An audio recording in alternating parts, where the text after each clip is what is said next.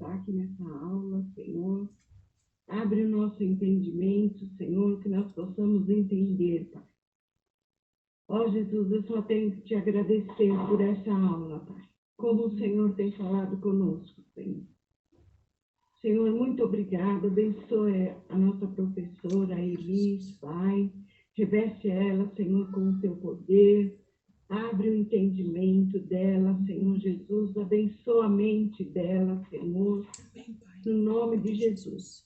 Queremos, Senhor, só te agradecer por essa oportunidade tão grande. Ó Jesus, que o Senhor tem nos dado, Senhor. Muito obrigada, Jesus. É isso que eu te peço, em nome de Jesus. Amém. Amém. Amém, Jesus. Glória a Deus. Deus abençoe, queridos. Vamos lá, então, gente? Apocalipse capítulo 6. Vamos iniciar com a nossa leitura, dar continuidade do estudo. Opa, peraí. Perdão.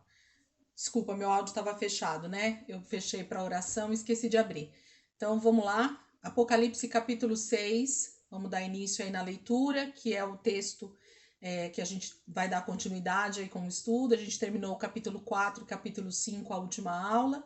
E hoje, então, a gente começa capítulo 6 de Apocalipse. Amém? Vamos ler todos juntos, então, Apocalipse capítulo 6. O pessoal vai chegando e a gente vai abrindo. Apocalipse capítulo 6. Diz assim: Observei quando o Cordeiro abriu o primeiro dos 7 selos.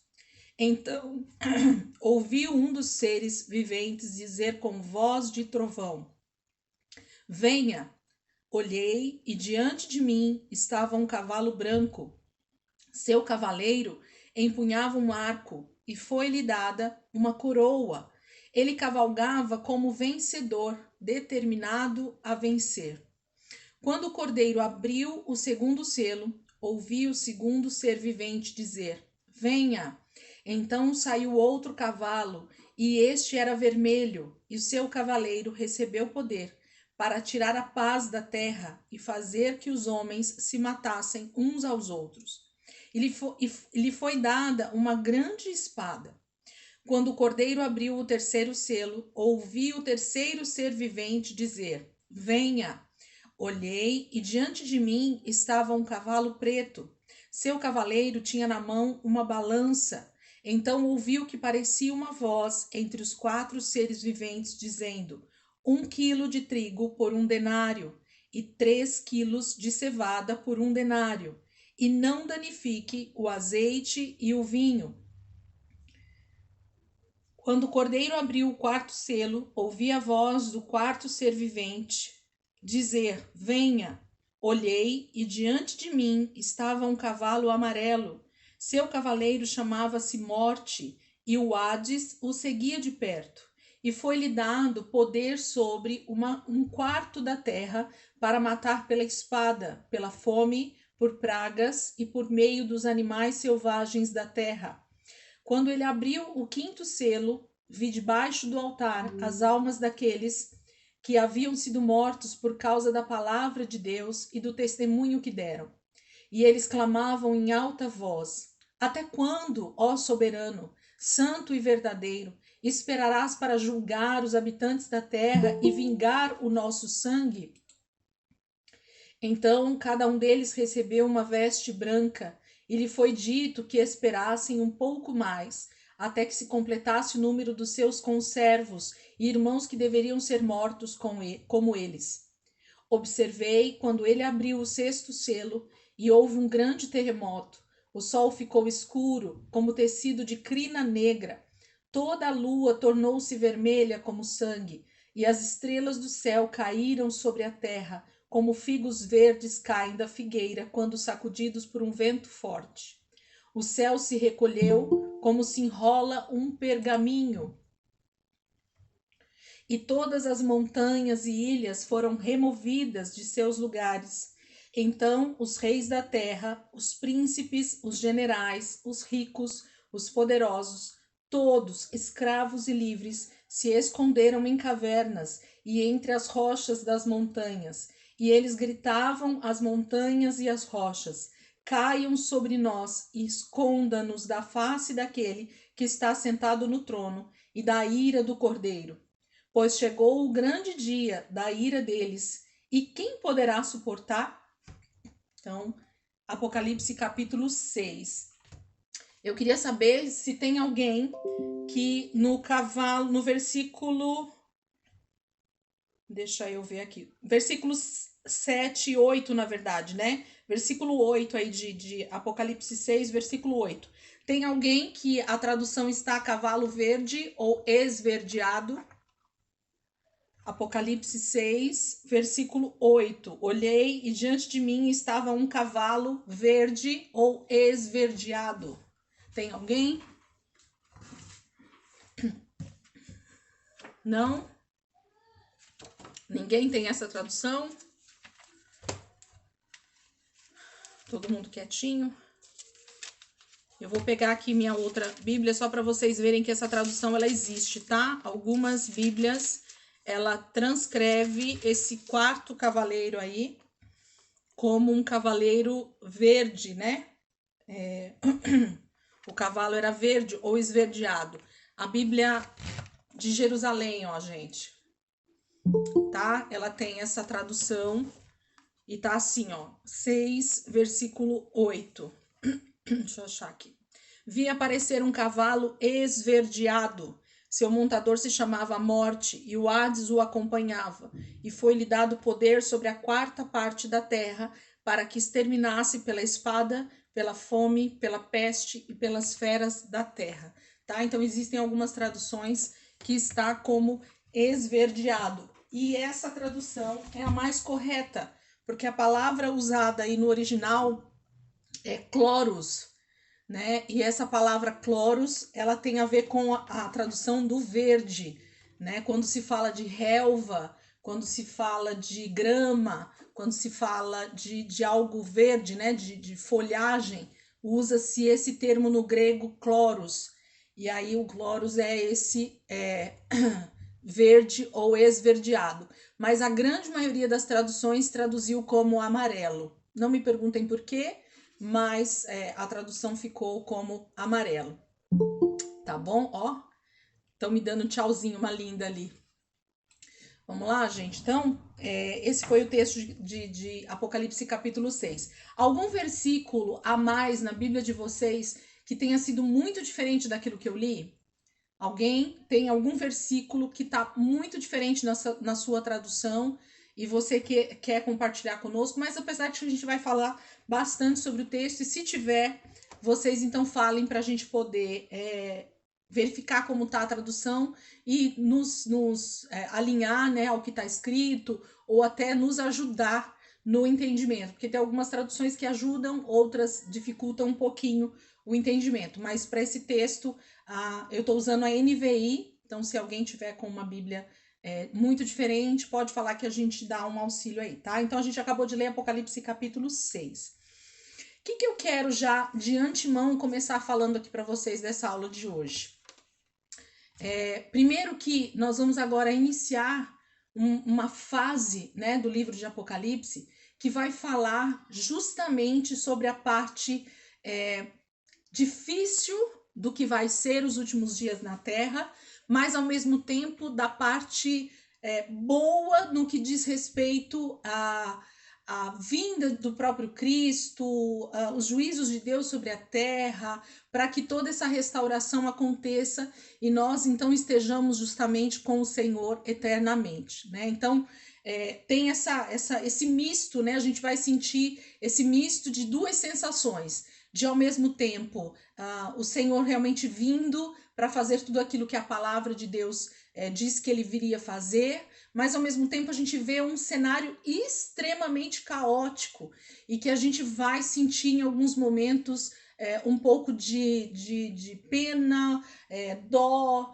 temor, medo, assombro, né? Várias situações podem acontecer. Mas lembra que eu falei na última aula para vocês de que o livro de Apocalipse, ele precisa, assim como toda a Bíblia, quando fala sobre o tempo do fim, ele precisa ser, na verdade, uma alegria para o nosso coração. Por quê? Porque, na verdade, o cumprimento de cada uma dessas profecias para os servos de Deus, para aqueles que creem em Jesus Cristo, é justamente o ápice, né, de tudo aquilo que nós desejamos e esperamos, que é a volta de Cristo.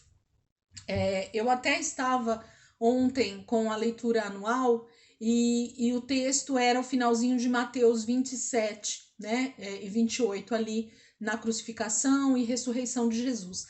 E eu coloquei algo para a gente meditar ali, dizendo que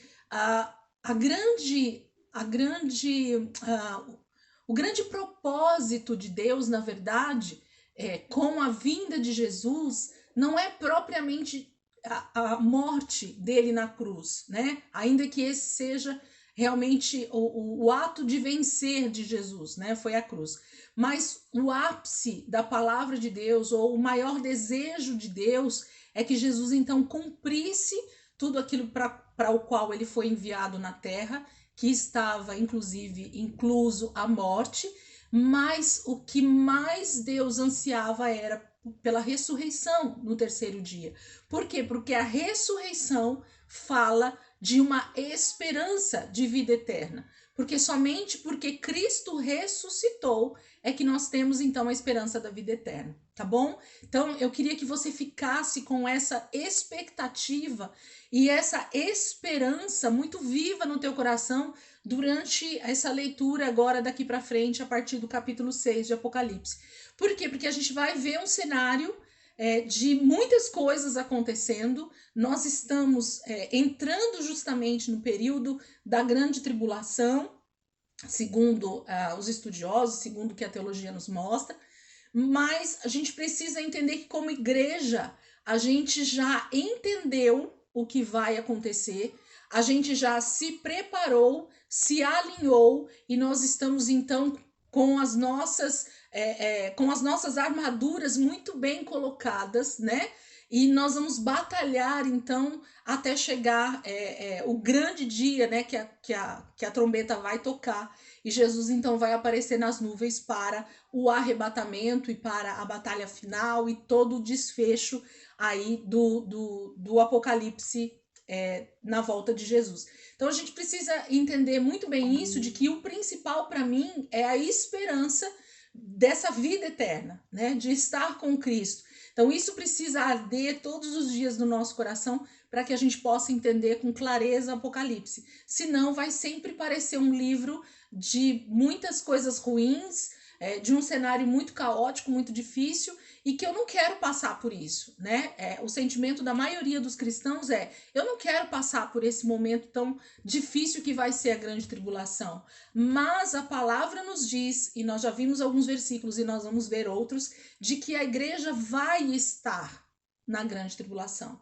A igreja só vai ser arrebatada na última trombeta. E a última trombeta nós vamos ver em que momento ela vai acontecer, e é na última, e aí sim Jesus volta. Então a gente precisa entender que nós vamos estar nesse cenário, a gente vai estar no meio disso tudo, mas existe um cuidado de Deus sobre a sua igreja, e nós vamos estar alinhados com a palavra, e nós vamos estar cheios de azeite, cheio do Espírito Santo, para suportar todas as provações e todas as tribulações que vão vir, e então nós vamos estar de pé, avante, para a volta de Jesus. Então, a gente começou com o capítulo 6, mas antes da gente, então, destrinchar o capítulo 6, por que eu falei para a galera já deixar marcado aí Daniel 7 e Levítico 26?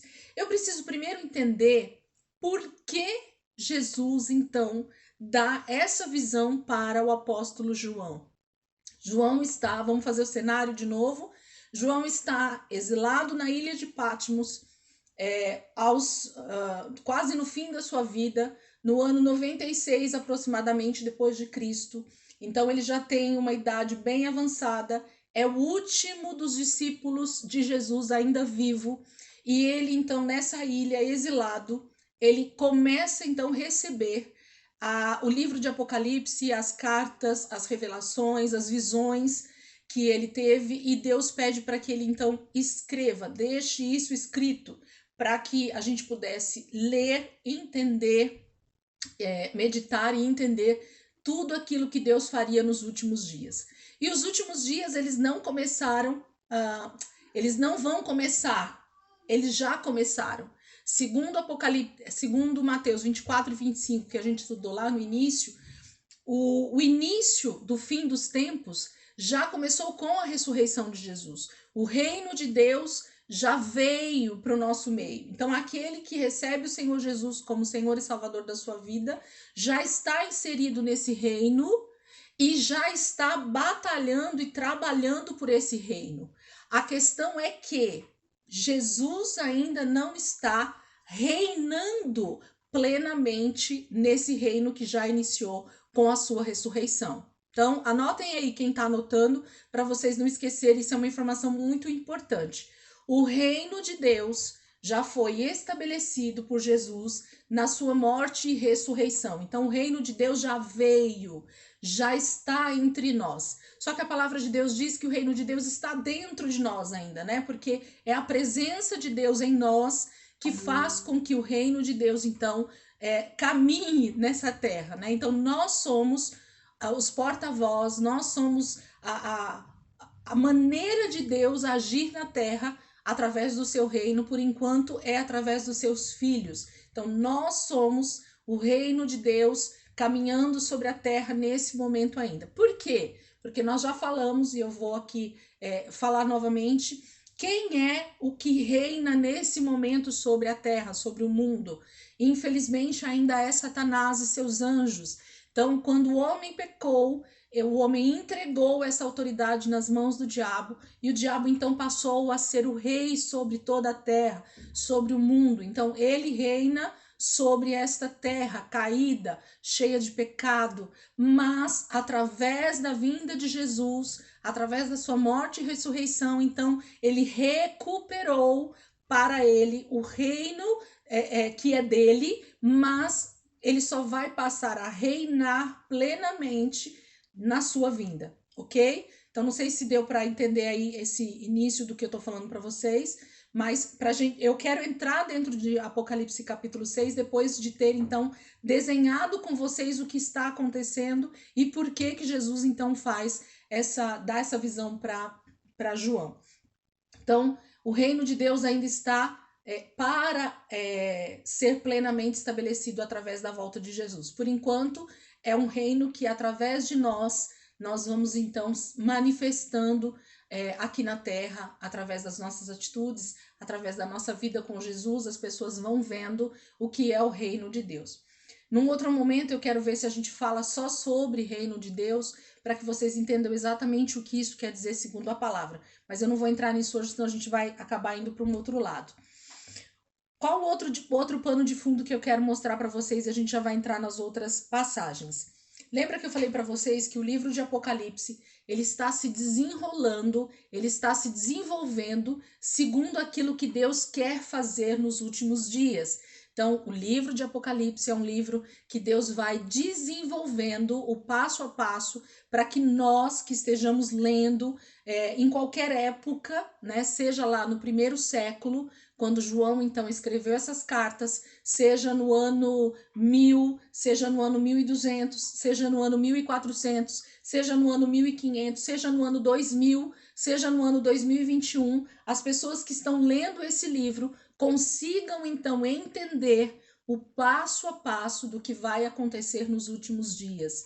E, de novo, os últimos dias já começaram com a morte e ressurreição de Jesus. Então, o livro de Apocalipse está se desenvolvendo para que a gente entenda o que Deus quer fazer na minha vida, na sua vida, na vida da igreja, na vida das pessoas que creem no Evangelho, para que então o fim venha e nós não sejamos pegos de surpresa. Lembra as 10 virgens? Precisa ter óleo, né, nas suas vasilhas. E a gente já entendeu o que é esse óleo nas vasilhas. Quem ainda não sabe, a última aula que já está liberada lá no canal fala justamente sobre isso.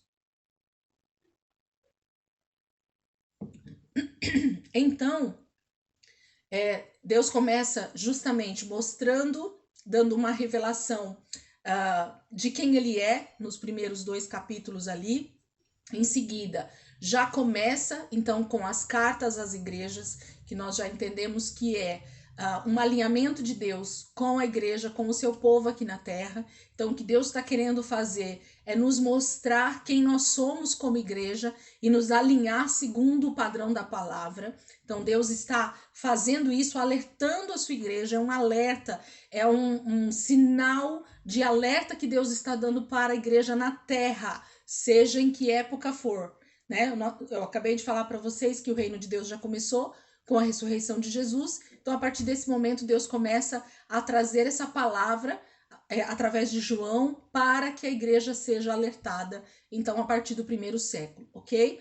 Então, a igreja é alinhada, a igreja é avisada, a igreja é colocada na posição que ela deve ficar como igreja, se santificando, buscando da palavra, entendendo o seu propósito na terra. Então, a igreja, ela é alinhada, e a partir desse momento, então, nós fizemos na semana passada o capítulo 4 e o capítulo 5, vai falar justamente sobre uma visão que João tem do trono de Deus, do tabernáculo de Deus, do lugar celestial, do lugar onde Deus habita, onde os seres viventes habitam, onde existe 24 anciãos que o adoram dia e noite. Então a gente viu que Deus mostra para João agora o seu trono, o lugar celestial, para que ele consiga então agora continuar falando sobre as coisas do fim. O que eu quero dizer com isso, queridos? Lembra que eu falei também semana passada que a visão que João tem sobre o trono de Deus é muito parecido com Ezequiel, é muito parecido com outros profetas do Velho Testamento, e que isso tinha a ver com um chamado, com uma base que Deus dava para esses homens, para que Deus conseguisse, depois de dar essa visão celestial, essa visão de Deus, trazer esses homens para mais perto dele, para eles entenderem quem é Deus, a majestade, a soberania. Quando eu entendo o Deus que eu estou servindo, quando eu o conheço como ele é, então eu posso abrir a minha boca para profetizar, para falar das coisas de Deus com muito mais autoridade, com muito mais discernimento. E é isso que Deus faz na maioria das vezes, quando ele quer, através de um homem ou de uma mulher, trazer algo muito maior, como no caso aqui o livro de Apocalipse para João. Ele então mostra primeiro a sua soberania, o seu trono, o lugar onde Deus habita, a majestade de Deus mesmo, né? O domínio de Deus sobre toda a terra, sobre todo o cosmos, né? Deus domina sobre tudo, sobre céus e terra. Então, tudo está no domínio de Deus. E é isso que João vê. E a partir desse momento, então, é que João começa agora, a partir do capítulo 6, a desenvolver o restante do livro de Apocalipse. Elisângela, por que você está falando tudo isso? Porque, na verdade, queridos, a palavra de Deus, ela é tão perfeita em sua cronologia ou em sua forma de ser escrita, que Deus continua fazendo da mesma forma que ele fez desde o início. Meditando nesses últimos dias, o Espírito Santo assim me trouxe tanta clareza sobre isso, que para mim compartilhar com vocês, eu até falei para o pastor Toninho que hoje para mim seria uma aula diferente das outras. Por quê? Porque na verdade, quando a gente tem uma certa clareza sobre um assunto, ou quando você recebe uma clareza sobre algo, fica tão nítido, tão maravilhoso falar sobre aquilo. E é disso que eu quero falar, por isso que eu marquei Daniel, por isso que eu marquei Levítico, mas eu queria que você voltasse no tempo comigo primeiro, só para a gente entender isso aqui, e a gente vai para essas passagens para vocês entenderem o que João está escrevendo. Eu queria muito que vocês fizessem uma interação nesse momento bem rapidinho. Quem já souber, abre e me fala. Quando Deus chama Abraão, quando Deus chama o seu povo, quando ele liberta o povo do Egito, e ele então decide fazer essa libertação, ele tira o povo do Egito e ele começa a levar esse povo para uma terra prometida, segundo o Velho Testamento nos fala, usa esse termo, né? A terra prometida, a Jerusalém, a Canaã, né? Que nós sabemos que tem a ver também com o Apocalipse, com o capítulo 21 e 22, que nós vamos ver lá no final. Quando esse povo é levado para esse lugar, o que é que Deus então diz para eles que a partir daquele momento eles deveriam olhar, obedecer, se atentar? Quem pode dizer para mim? O que Deus dá para Moisés então nesse momento que ele tira o povo do Egito e começa a caminhar com eles para Canaã?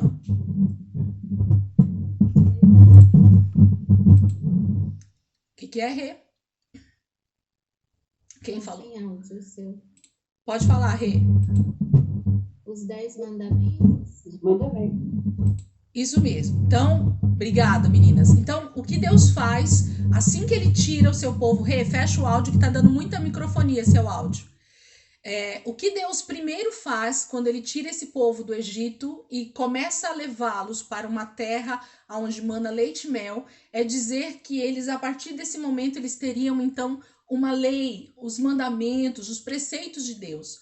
Mas isso só foi dado para o povo porque, na verdade, Deus sabia que o povo, então, não conseguiria, né, chegar a esse lugar e se estabelecer e servi-lo 100% santos, né? Sem pecado. Então, por causa do pecado, Deus então institui a lei para que o povo possa ter um acesso a ele, né? Para que eles possam então ter um relacionamento com Deus. E Deus faz isso. Só que o que acontece tanto no deserto quanto depois que eles entram em Canaã e essa história começa a se desenrolar? O povo obedece a Deus? O povo continua servindo somente a Deus? É isso que a gente vê no Velho Testamento? Já vou responder porque eu tô vendo várias mãozinhas fazendo assim.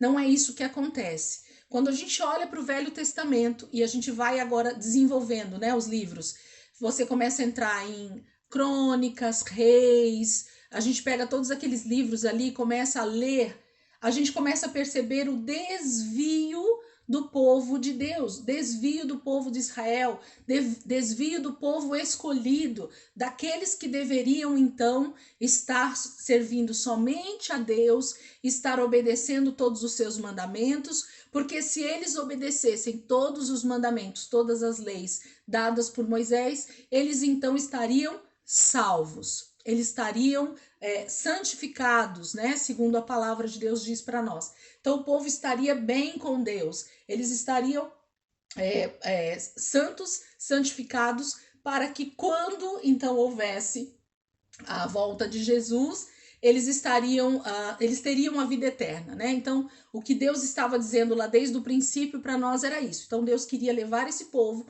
para um lugar de descanso, um lugar onde mana leite e mel, e essa era toda a simbologia a respeito do tempo do fim, a respeito da Nova Jerusalém, a respeito dessa vida eterna com Deus, de um lugar de relacionamento com Deus, onde Deus habita. O tabernáculo fala, né, desse lugar da habitação de Deus ali na terra, era um lugar que Deus preparou para que a sua habitação viesse para a terra, ok.